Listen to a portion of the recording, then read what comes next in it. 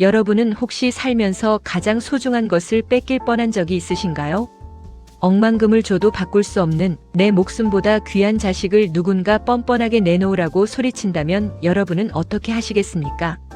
새벽 4시 경기 외곽의 낡은 백반집 주방에는 오늘도 어김없이 푸르스름한 가스불이 켜집니다. 육수 끓는 김이 자욱한 그곳에서 예순둘의 복순씨는 퉁퉁 부은 손으로 커다란 물을 썰어냅니다. 도마 소리만 가득하던 주방, 복순씨가 갑자기 칼질을 멈추고 멍하니 창밖을 보네요. 한참을 그렇게 서 있다가 앞치마에 젖은 손을 닦아내는데 그녀의 눈가에 일렁이는 건 새벽 안개일까요? 아니면 차마 뱉지 못한 사연일까요? 20년을 남의 자식으로 살았으면서도 세상에서 제일 환하게 웃어주던 그 아이를 그녀는 과연 지켜낼 수 있었을까요? 새벽 공기가 차갑지만 복순씨의 주방은 열기로 가득합니다. 오늘따라 유난히 칼끝이 맵습니다. 30년 넘게 잡아온 칼인데도 마음이 일렁이면 손끝이 먼저 아는 법이죠. 된장찌개 구수한 냄새가 식당 안을 채웁니다. 그녀에게 이 식당은 단순한 일터가 아닙니다. 지옥 같았던 첫 결혼 생활을 도망치듯 빠져나와 이름도 모르는 남남이었던 아들 도진이를 가슴으로 품게 해준 유일한 안식처였죠. 사실 복순씨는 아이 운이 참 없었습니다. 20살 어린 나이에 시집가서 20년을 살며 아이를 3번이나 잃었습니다. 애도 못 낳는 게 어디 누워있느냐던 시어머니의 모진 소리, 외도를 일삼으면서도 당당했던 전남편. 그 모진 세월을 버티다 50살이 다 되어 도망치듯 나온 길에서 그녀는 운명처럼 두 번째 남편과 중학생 도진이를 만났습니다. 도진이를 처음 본 날이 아직도 생생합니다. 귀 밑까지 오는 까칠한 머리에 도끼가 잔뜩 서린 눈빛을 한 아이.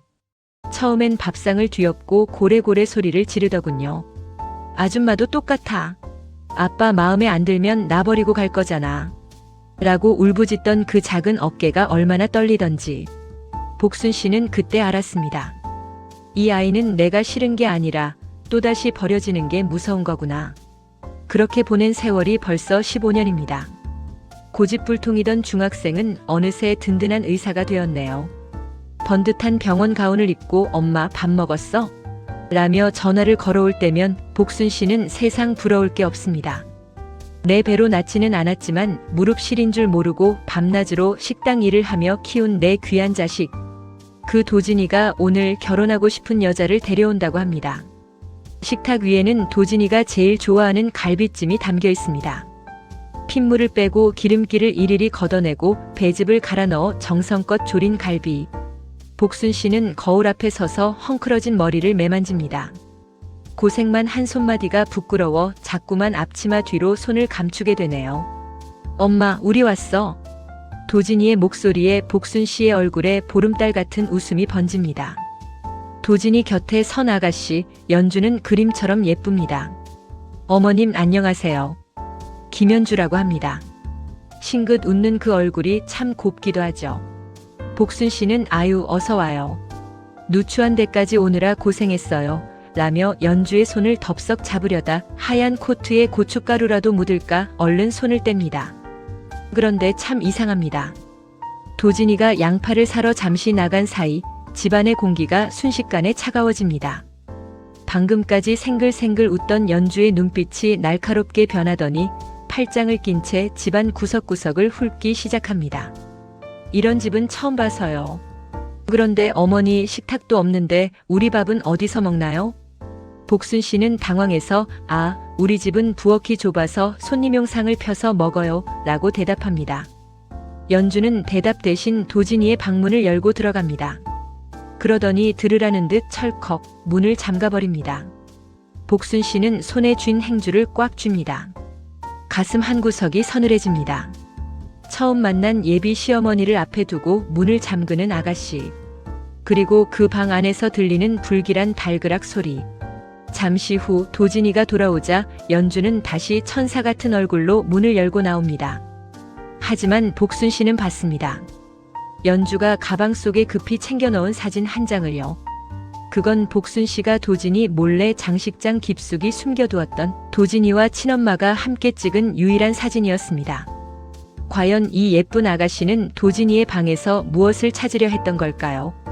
그리고 복순 씨가 소중히 간직해온 그 비밀이 어떻게 칼날이 되어 돌아오게 될까요? 복순 씨의 가슴 속에 일렁이던 불안한 예감은 이제 곧 거대한 폭풍이 되어 평온했던 모자의 삶을 뒤흔들기 시작합니다. 도진이가 양파 한 망을 손에 들고 돌아올 때까지 집안에는 묘한 정적이 흘렀습니다. 방금까지 철컥 소리를 내며 잠겨있던 방문이 언제 그랬냐는 듯 부드럽게 열리죠. 연주는 아무 일 없었다는 표정으로 거실로 나와 도진이의 팔짱을 덥석 껴안습니다. 복순 씨는 가슴이 두근거려 연주의 얼굴을 정면으로 쳐다보기가 힘드네요. 방금 본 그 서늘한 눈빛과 가방 속으로 사라진 사진 한 장. 그건 복순 씨가 10년 넘게 비밀처럼 품어온 도진이의 과거였습니다. 준비한 갈비찜은 김이 모락모락 났지만 밥상 위의 분위기는 좀처럼 달궈지지 않았습니다. 복순 씨가 정성껏 무쳐낸 나물과 갓 지은 솥밥이 무색하게, 연주는 젓가락 끝으로 반찬을 깨작거릴 뿐이죠. 도진이는 그런 연주가 무안할까봐 연신 갈비를 집어 연주의 앞접시에 놓아줍니다. 엄마 갈비찜 진짜 맛있어. 연주씨, 이것 좀 먹어봐요. 서울 어디 가도 이런 맛 못 봐. 연주는 예의 바르게 웃으며 고개를 끄덕입니다. 하지만 복순 씨는 보았습니다. 도진이가 고기를 올려줄 때마다 연주의 미간이 아주 미세하게 일그러지는 것을요. 입맛에 맞지 않는 건지 아니면 이 낡고 좁은 집에서 밥을 먹는다는 사실 자체가 불쾌한 건지 알 길이 없습니다. 정말 맛있네요, 어머님. 저희 집 가정부 아주머니가 해주시는 것보다 훨씬 손맛이 좋으세요. 칭찬인 듯하지만 가시가 돋친 말에 복순 씨는 그저 허허 웃으며 행주를 만지작거립니다. 가정부라는 단어가 주는 생경함보다 자신을 식당 아줌마 대하듯 바라보는 그 눈길이 더 아프게 꽂히네요. 연주는 식사가 끝나기도 전에 갑자기 소속사에서 급한 연락이 왔다며 자리에서 일어납니다. 도진이는 당황한 기색이 역력했지만 연주는 막무가내였죠. 그날 이후로 도진이의 표정에는 그늘이 깊게 드리워졌습니다. 퇴근하고 돌아와 복순 씨와 마주 앉아 과일을 먹던 다정한 아들은 어디론가 사라졌네요. 도진이는 매일 밤 늦게까지 누군가와 통화를 하며 한숨을 내쉽니다. 가끔 들리는 단어들은 결혼 조건, 처가댁, 부담 같은 무거운 것들 뿐이죠. 복순 씨는 차마 묻지 못하고 도진이가 마시다 남긴 찻잔만 만지작거립니다. 그러던 어느 날 도진이가 결심한 듯 복순 씨 앞에 앉았습니다. 무릎 위에 놓인 도진이의 손이 가늘게 떨리고 있었죠. 도진이는 예비 장인 어른과 장모님을 뵙고 왔다고 말합니다. 연주의 아버지는 서울에서 알아주는 대형 병원의 병원장이었습니다.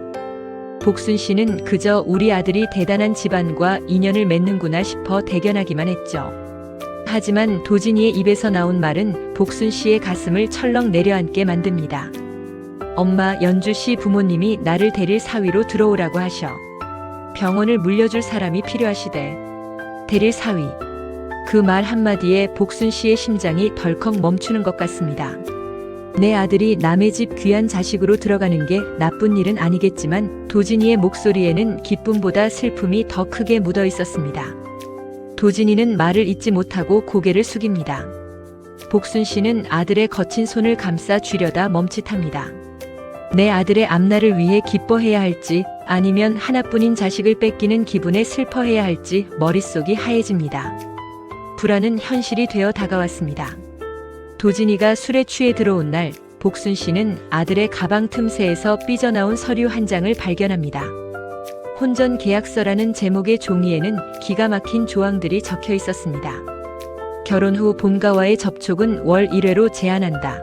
경제적 지원은 처가에서 전담하며 본가에 대한 지원은 사전 협의한다. 그리고 마지막 줄에는 가장 잔인한 문장이 적혀 있었죠. 계모와의 관계를 정리하고 친족 관계를 재설정한다.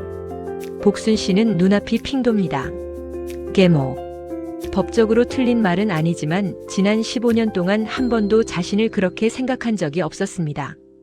도진이가 중학교 때 친구들에게 놀림받고 들어와 울 때 같이 울어주고 의대 합격 통지서를 들고 왔을 때 동네가 떠나가라 잔치를 열어줬던 세월이 파노라마처럼 지나갑니다. 이 종이 한 장이 그 뜨거웠던 세월을 부정하고 있었습니다. 복순 씨는 잠든 도진이의 얼굴을 물끄러미 바라봅니다. 어느새 30 중반이 된 아들의 얼굴에 주름이 보입니다. 이 아이가 얼마나 고생해서 의사가 됐는지, 얼마나 성실하게 살아왔는지 복순 씨는 누구보다 잘 압니다. 그런데 그 잘난 집안 사람들은 도진이를 사위가 아니라 병원을 운영할 도구로 보고 있었습니다.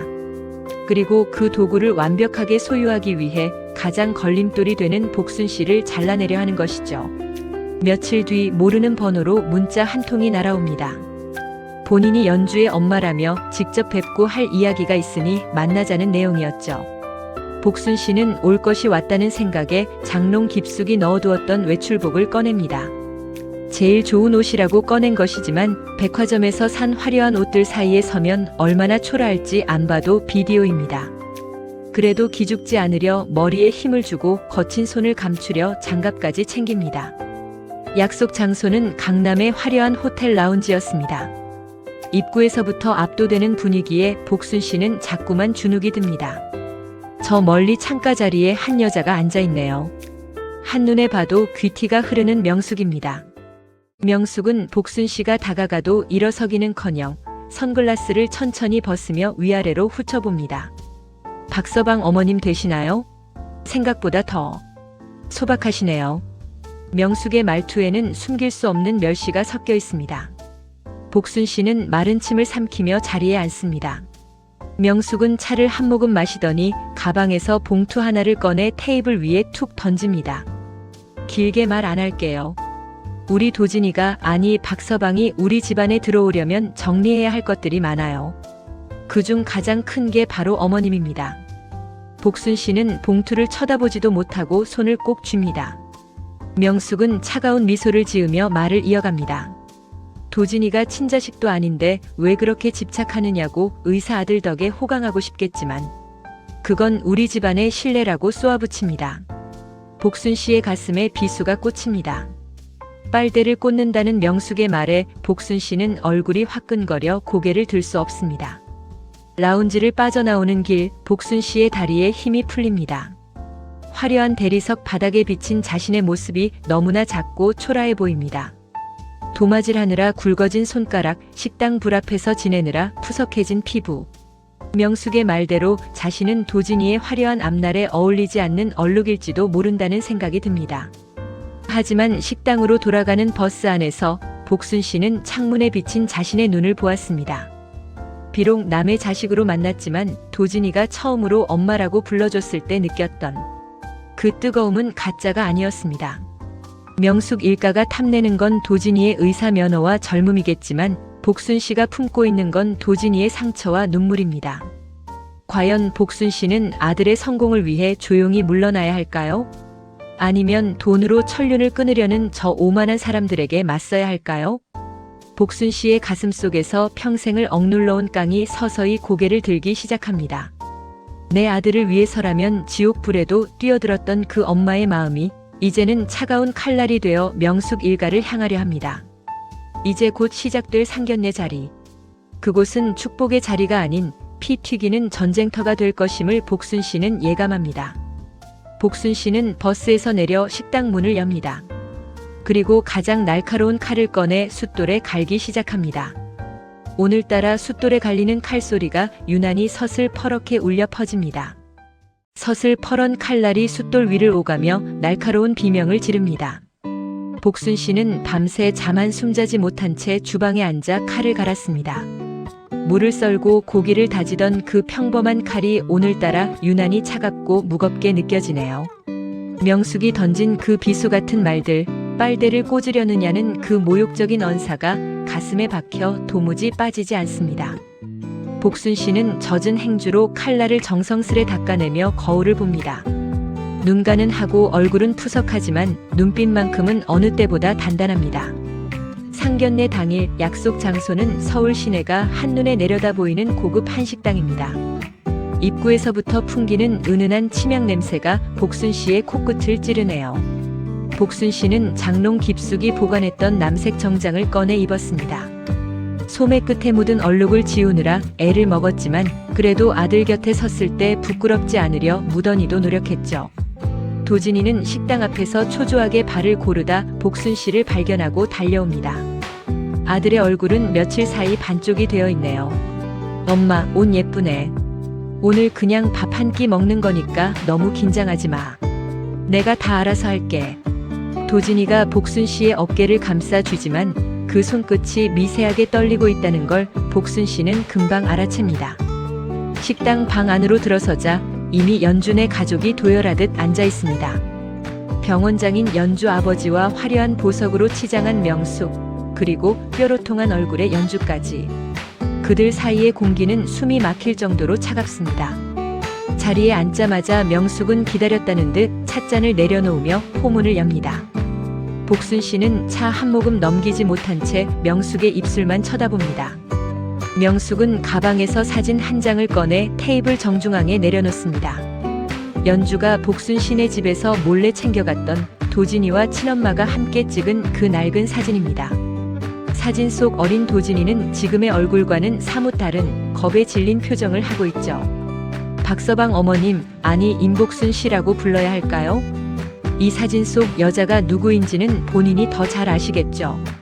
우리가 뒷조사를 좀 해보니 박서방과는 피 한 방울 안 섞인 남남이시더라고요. 방 안의 모든 시선이 복순 씨에게 꽂힙니다.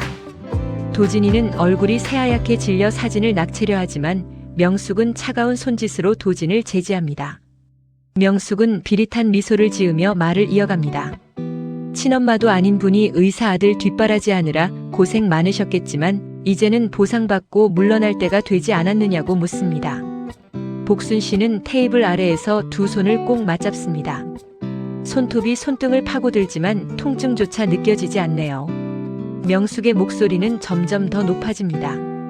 우리 집안은 대대로 의사 가문이라며 근본도 모르는 계모가 혼주석에 앉아있는 꼴은 절대 못 본다고 못을 박습니다.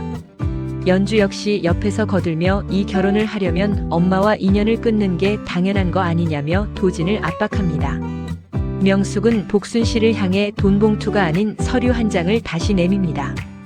아들의 앞날을 정말로 생각한다면 이 자리에서 친권 포기와 인연 절단에 동의하는 서명을 하라고 종용합니다. 그러면 도진이는 바로 강남병원의 부원장 자리에 앉게 될 것이고 평생 돈 걱정 없이 살게 해주겠다고 약속하죠. 복순 씨의 심장이 천근만근 무거워집니다. 내가 정말 아들의 발목을 잡고 있는 걸까? 저 사람들 말대로 내가 사라져야 도진이가 날개를 펴는 걸까 하는 생각에 눈앞이 흐릿해집니다. 박서방은 우리 집 대릴 사위로 들어와서 새 사람이 될 거예요. 그러려면 과거의 얼룩은 깨끗이 지워야 하지 않겠어요? 식당 아줌마 손때 묻은 의사는 우리 병원에 필요 없거든요.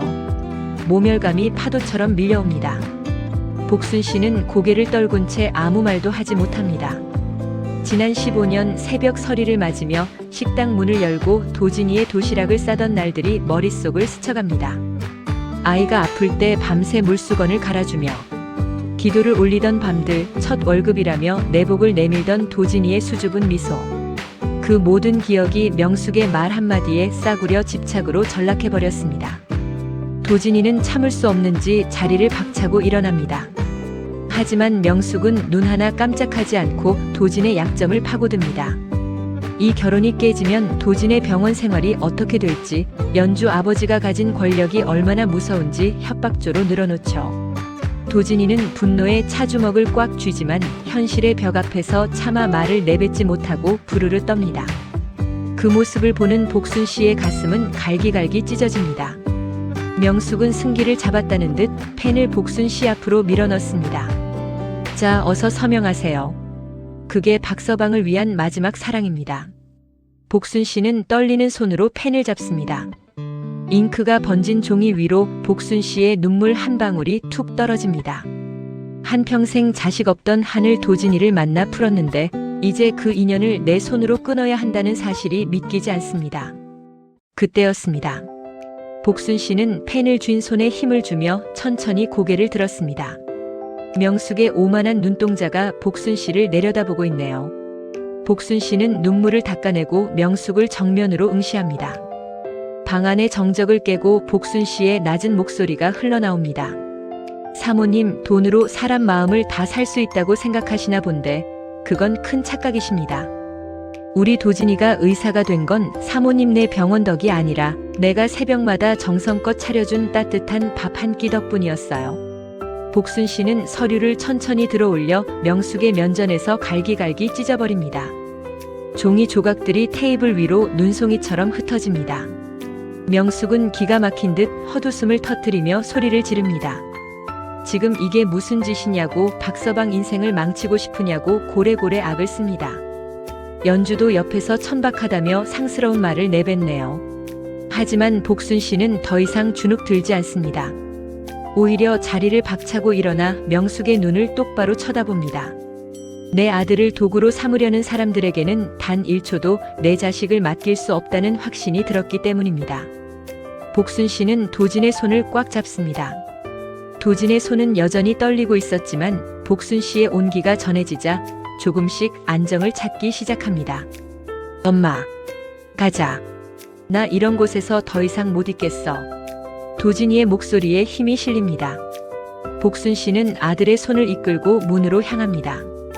뒤에서 명숙과 연주의 욕설이 쏟아지지만 복순 씨는 뒤도 돌아보지 않습니다. 핏줄보다 무서운 게 돈이라지만 그 돈보다 더 질기고 단단한 건 가슴으로 키운 정의 무게라는 걸 복순 씨는 이제 온몸으로 느끼고 있습니다. 식당 밖으로 나온 서울의 공기는 여전히 차갑지만 복순 씨의 가슴 속에는 뜨거운 불길이 타오릅니다. 이제부터는 방어만 하는 엄마가 아닙니다. 내 자식을 시궁창으로 밀어넣으려 했던 저들에게 식당 아줌마의 매운 손맛이 어떤 것인지 보여줄 때가 왔습니다. 복순 씨는 도진의 어깨를 토닥이며 다짐합니다. 다시는 누구도 너를 함부로 대하게 두지 않겠다고, 이 엄마가 끝까지 너를 지키겠노라고 말이죠. 상견내장을 박차고 나온 복순 씨의 구두 굽소리가 복도에 날카롭게 울립니다. 도진이의 손을 잡은 복순 씨의 소나귀에는 평소보다 더한 힘이 들어가 있죠. 엘리베이터 앞에 서서 거울을 보니 정장 소매 밖으로 드러난 마디 굵은 손이 부르르 떨리고 있습니다. 분노 때문인지 아니면 아들의 인생을 송두리째 흔들어버렸다는 두려움 때문인지 분간이 가지 않네요. 도진이는 옆에서 아무 말 없이 거친 숨만 몰아쉬고 있습니다. 식당 건물 밖으로 나오자마자 뒤에서 날카로운 목소리가 들려옵니다. 뒤쫓아 나온 연주와 명숙이었습니다. 명숙은 흐트러진 머리칼을 쓸어 넘기며 소리를 지릅니다. 이대로 가면 도진이의 앞날은 끝이라며 어디 감히 천한 식당. 아줌마가 병원장 집안의 체면을 깎느냐고 악을 쓰네요. 연주 역시 옆에서 도진에게 매달리며 오빠, 정말 미친 거 아니냐고 그깟 계모 때문에 인생을 망칠 거냐며 소리를 높입니다. 하지만 복순 씨는 이제 알고 있습니다. 저들의 화려한 거칠애 속에 얼마나 썩은 시궁창이 숨어 있는지를요. 며칠 전 복순 씨를 찾아온 연주의 남동생 연우는 눈물을 흘리며 고백했습니다. 연주 아버지는 병원을 이어받을 꼭두각시 사위가 필요했고 문란한 사생활로 문제를 일으키는 연주를 치워버릴 명분이 필요했다는 것을요. 도진이는 그들에게 사위가 아니라 집안의 오물을 닦아낼 걸레에 불과했던 겁니다. 복순 씨는 도진이의 팔을 잡고 매달리는 연주의 손을 거칠게 쳐냅니다. 연주는 휘청거리며 이 아줌마가 정말 하고 소리를 지르죠. 명숙은 코방귀를 뀌며 복순 씨를 비웃습니다. 그래 봐야 너희 같은 것들은 우리 발밑에서 기게 되어 있다며 도진의 의사 면허를 박살 내버리겠다고 협박합니다. 그 순간 복순 씨의 가슴 속에서 평생을 참아온 뜨거운 한이 용암처럼 터져 나옵니다. 자식의 상처를 먹고 자라는 저 오만한 괴물들을 더 이상 보고 있을 수 없었습니다. 복순 씨는 성큼성큼 다가가 명숙의 눈을 똑바로 응시합니다. 명숙은 당황해서 뒷걸음질을 치지만 복순 씨의 기세는 멈추지 않습니다. 사모님, 당신 눈에는 내가 식당 아줌마로만 보이지? 그런데 말이야, 나 같은 아줌마들이 자식 지킬 때 어떤 괴물이 되는지 당신은 평생 몰라. 복순 씨는 명숙의 화려한 실크 스카프를 확 잡아채며 말을 잇습니다. 당신 딸이 그동안 어떤 짓을 하고 다녔는지, 당신 남편이 병원 비리를 덮으려고 어떤 짓을 했는지 이미 다 알고 있다고 말이죠. 명숙의 얼굴이 순식간에 흑빛으로 변합니다. 연주는 옆에서 어버버하며 입을 떼지 못하네요. 이때 도진이가 앞으로 나섭니다. 도진이는 주머니에서 녹음기를 꺼내 명숙의 코앞에 들이댑니다. 그 안에는 조금 전 상견례장에서 명숙이 도진에게 퍼부었던 온갖 협박과 복순 씨에 대한 모욕적인 발언들이 고스란히 담겨 있었습니다. 도진이의 눈빛은 차갑게 식어 있었고 그 목소리는 송곳처럼 예리하게 명숙을 파고듭니다. 병원장님께 전하세요. 이 녹음본과 연우가 넘겨준 자료들 내일 아침 보건복지부랑 언론사에 다 뿌리겠다고요. 내가 의사 못해도 상관없어요. 하지만 당신들은 그 화려한 가면 뒤에 숨은 민낯, 온 세상이 다 보게 될 겁니다. 명숙은 이성을 잃고 도진의 뺨을 때리려 손을 올립니다. 하지만 그 손목을 낚아챈 건 복순 씨였습니다. 30년 넘게 무거운 솥을 들고 칼질을 해온 복순 씨의 악력은 상상 이상이죠. 복순 씨는 명숙의 팔을 비틀며 그대로 명숙의 뺨을 향해 매운 손맛을 선사합니다. 짝 하는 소리가 주차장에 쩌렁쩌렁 울립니다. 명숙은 비명을 지르며 바닥에 주저앉고 연주는 엄마 하며 달려듭니다. 복순 씨는 멈추지 않고 연주의 머리채를 한 손에 거머쥡니다. 연주는 나 배우예요. 내 얼굴 어쩔 거야? 라며 발버둥 치지만 복순 씨의 손은 요지부동입니다. 복순 씨는 연주의 귀에 대고 나직하게 은졸입니다. 남의 귀한 자식 가슴에 대못 박고 다른 남자들 만나며 호의호식하려 한 인연이 더 나쁘다고 배우 같은 소리 집어치우고 인간부터 되라고 일갈합니다. 그때 저 멀리서 연주 아버지가 가발을 고쳤으며 허겁지겁 뛰어옵니다. 상황을 파악한 연주 아버지는 복순 씨를 향해 폭언을 퍼부으려 입을 떼지만 복순 씨는 바닥에 떨어진 돌덩이 하나를 집어들고 연주 아버지의 가발을 향해 던집니다. 정확히 가발 뒤통수를 맞춘 돌덩이 덕에 연주 아버지의 가발이 쑥 하고 벗겨져 바닥을 뒹굽니다. 식당 앞에서 발렛 주차를 기다리던 사람들의 시선이 일제히 그쪽으로 쏠리죠. 연주 아버지는 대머리를 가리며 후다닥 도망치고 명숙과 연주는 헝클어진 머리칼을 부여잡고 비명을 지르며 뒤따릅니다. 그들이 타고 온 외제차가 비명을 지르며 주차장을 빠져나가는 뒷모습을 보며 복순 씨는 참았던 숨을 크게 내뱉습니다. 15년 전 사춘기 도진이를 괴롭히던 학부모를 향해 교무실에서 소리를 지르던 그날처럼 복순 씨의 가슴속엔 묘한 해방감이 몰려옵니다. 도진이는 바닥에 주저앉아 어깨를 들먹이며 울기 시작합니다.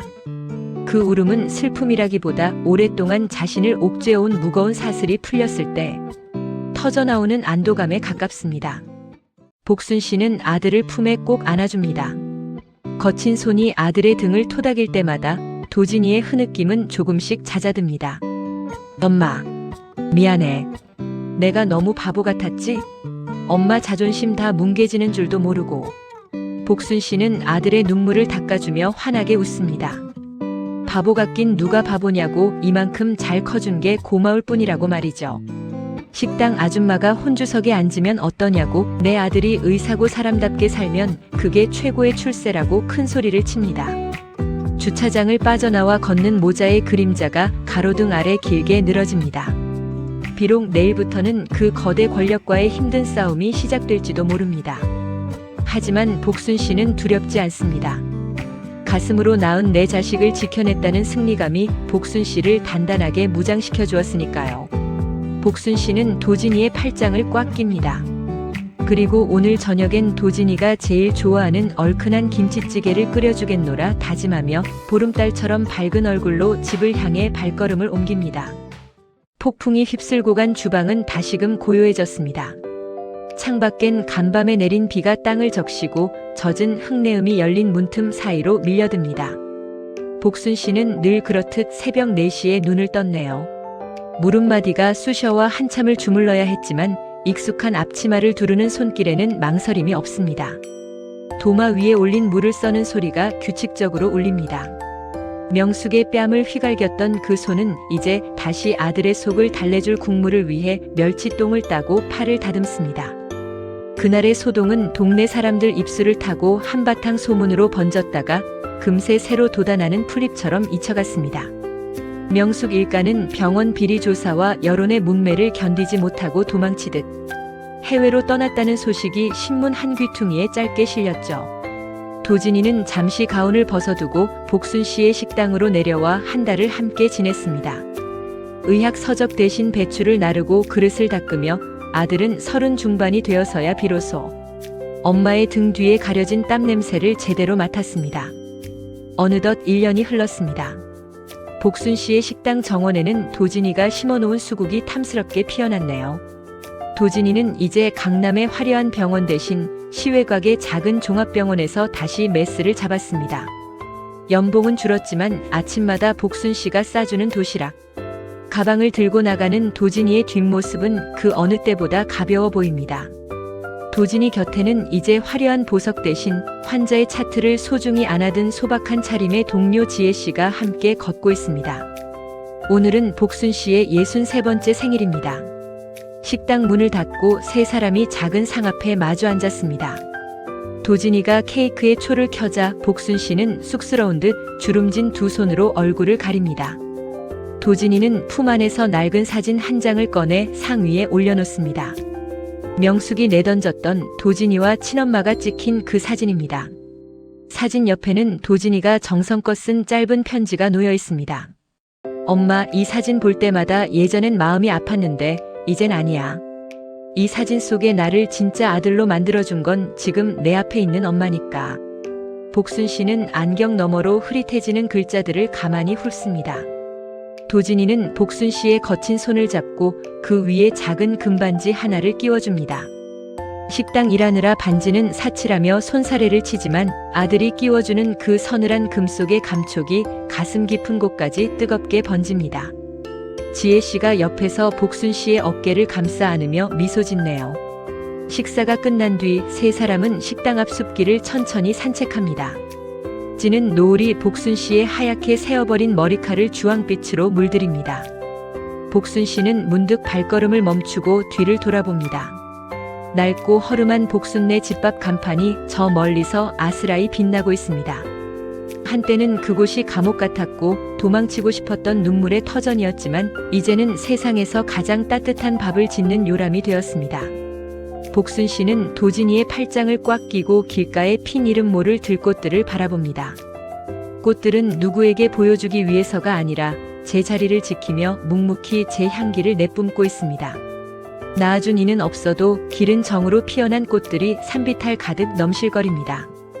복순 씨는 이제 유산했던 새 아이에 대한 죄책감도 전 남편에게 받았던 상처도 노을 속에 흘려보냅니다. 내 자식 하나를 온전한 어른으로 키워낸 이 손이 오늘따라 참으로 대견하고 귀하게 느껴집니다. 집으로 돌아오는 길, 도진이가 장난스럽게 복순 씨의 등을 밀어주며 웃음을 터뜨립니다.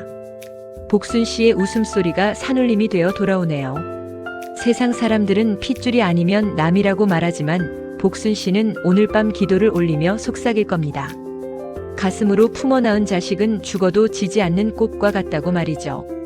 어둠이 내린 길 위로 모자의 그림자가 하나가 되어 길게 이어집니다.